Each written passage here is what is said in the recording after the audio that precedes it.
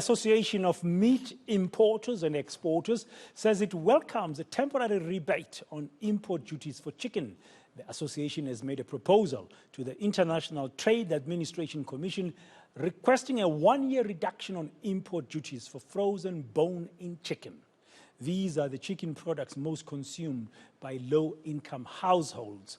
The proposal follows the bird flu outbreak that's been reported in the country last month and how it has badly impacted the industry. Let's get some more on this with the association's CEO, Paul Matthew. Paul, good afternoon. Welcome to today, and thank you very much for your time. I understand the Minister of Industry, Trade and Competition, Ibrahim Patel, sort of has given a directive about this rebate. Can you just update to us, where is that at now? What should be happening next? Afternoon, Dan. Yes, so last week on the 20th, we had to submit all our submissions to ITEC for consideration. So we sit and we wait now for this investigation to happen. Obviously, ITEC will go through the process. They will look at all submissions made by all the various stakeholders, then obviously make a recommendation to Minister Patel, and then we'll wait for Minister Patel, probably through the Minister of Finance, to make this call on what the rebate will look like during this HPAR problem that we have in the country. But this is very urgent, eh? It has become very urgent. Absolutely, Dan. So we have requested in our submission that obviously ITEC really speed this process up. We have also asked ITEC and the Minister to consider whatever this rebate looks like, and when they implement it, to give consideration that product is on the water as well, will be entitled to the rebate once this is announced, so that we don't have any delays, and then obviously we can then ensure that there's product for the consumer during the festive season in the country.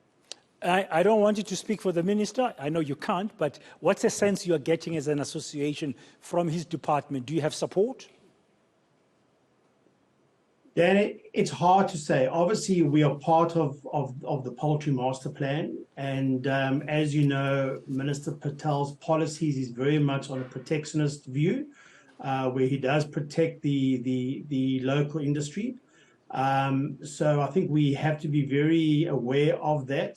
However, we feel that we've only really put forward to the Minister about the general duty, which was put into place in March of 2020. We haven't discussed or brought on the table anything about anti-dumping or safeguards, but we do believe that there can be a reduction in the general duty.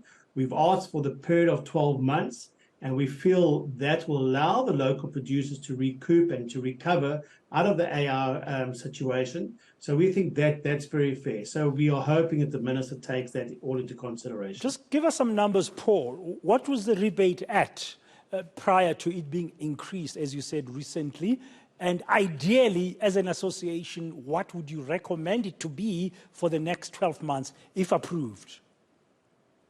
So then if it is approved, we actually want to take it back to prior March of 2020. So on the bone-in chicken, which obviously, as you mentioned in the intros, which is loved by South Africans, was sitting at 37%. It then went to 62%. So we asked the Minister to give us the 12-month on that back to the 37%. And on the boneless chicken, it used to be at 12%. And then it went to 42, and we requesting we can bring that back to the 12%. Okay. So we are looking to try and have it as it was before March of 2020. Okay, suppose it's granted. What are you as an association going to do to assist in preventing dumping of undesirable products? So Dan, as an association, and we do work very closely with the local producers in terms of the Poultry Master Plan, we as an association very against dumping. We believe in fair trade. Understanding dumping hurts our sector as well, because and obviously there's going to be product in the market at a much lower cost, and it just buggers up the market. So we are totally against that.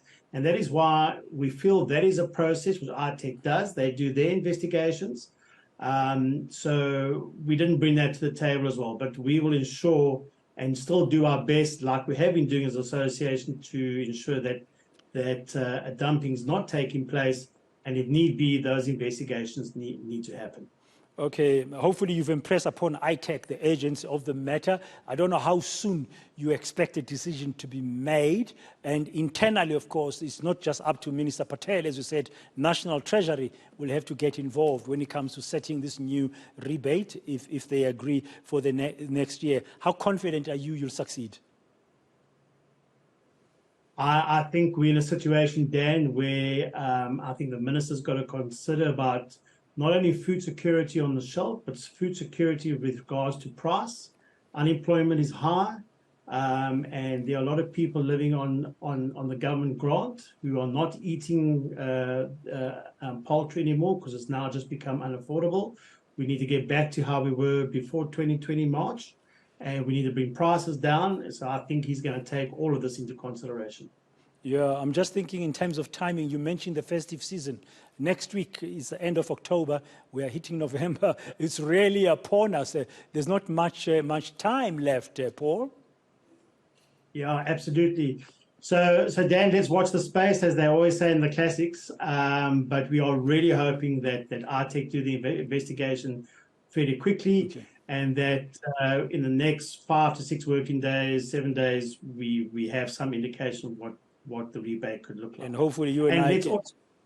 Yeah, yes, carry on. Sorry, and let's just hope that the rebate is not a technical rebate where it's very complicated. It should be a very easy, this is going to be a flat rate, this is going to be the tariff, and let's not make it too complicated. Yeah, let's avoid any complexity. My final question to you, you said you're asking for the rebate for a period of 12 months. Are you confident the industry can recover from this terrible round of bird flu with 12 months? Because it looks like there's been a lot of negative impact. Yeah, so this is the worst outbreak South Africa has ever had. I had a meeting last week to the Poultry Master Plan with the local producers, and SAPA was saying this is the worst outbreak. I reckon, yes, and just the information that SAPA shared with us, I think within a year they can recover. But I think an important lesson here, Dan, is that the Poultry Master Plan should maybe change its focus a bit and rather concentrate and develop how we manage these sort of crises in the future. Diseases are not going away. We're going to see more and more diseases within the agricultural sector. So we should rather not do crisis management. We should rather have a plan in action. So when this does hit us, we are prepared. And I think that's the way we need to work within the next 12 months to ensure that we have a proper strategy and something in play should a crisis arise like this again. Yeah, Paul, good luck. Thank you very much. The rebate, hopefully, will be granted.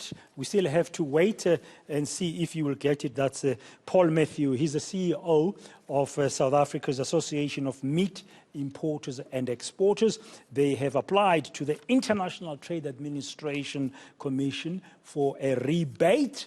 And the Minister of Industry, Trade and Competition, Ibrahim Patel, will be involved in this process. Now, hopefully within the next week, we will know whether or not the poultry industry will be getting a rebate for the next year to allow it to recover from this terrible, the worst bird flu to ever affect it recently.